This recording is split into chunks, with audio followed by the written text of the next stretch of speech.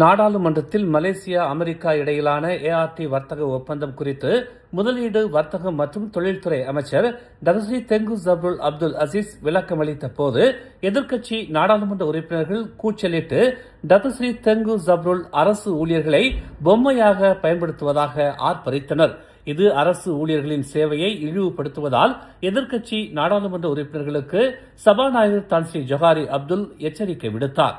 அரசு ஊழியர்களை இழிவுபடுத்த யாருக்கும் உரிமை இல்லை என்பதை நாடாளுமன்ற உறுப்பினர்கள் அனைவரும் உணர வேண்டும் என்றும், தகுதியான அரசு ஊழியர்களால் மக்கள் நல திட்டங்கள் செயல்படுத்தப்பட்டு வருவதால் அவர்களை இழிவுபடுத்துவதை மக்களவை ஏற்காது என்றும் அவர் கூறினார்.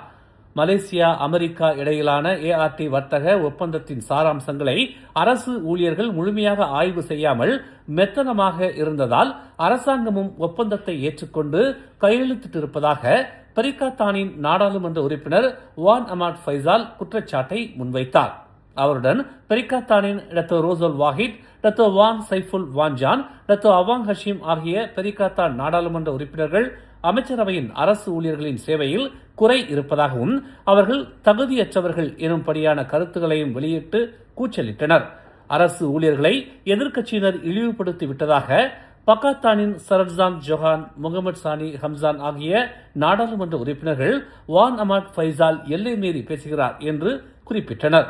அவர் வாயை மூடிக்கொண்டிருப்பது பரிகாத்தானுக்கு நல்லது என தெரிவித்ததை அடுத்து நாடாளுமன்ற சபாநாயகர் தான்ஸ்ரீ ஜொஹாரி அப்துல் இனியும் அரசு ஊழியர்களின் பணிகளை இழிவுபடுத்தும் வகையில் நாடாளுமன்றத்தில் கருத்து வெளியிட்டால் விசாரணையின்றி அவர்கள் மீது கடுமையான நடவடிக்கை எடுக்கப்படும் என்று எச்சரித்தார். மேலும் செய்திகளை தெரிந்து கொள்ள தமிழ் மலர் நாளிதழை பாருங்கள்.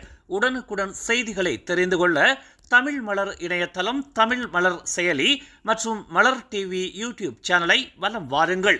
எங்களோடு இணைந்திருக்க மலர் டிவியை பதிவு செய்து கொள்ளுங்கள். உறவுகள் மகிழ்ந்திட விருப்பம் மற்றும் பகிர்வு சேவையை சொடுக்கிடுங்கள்.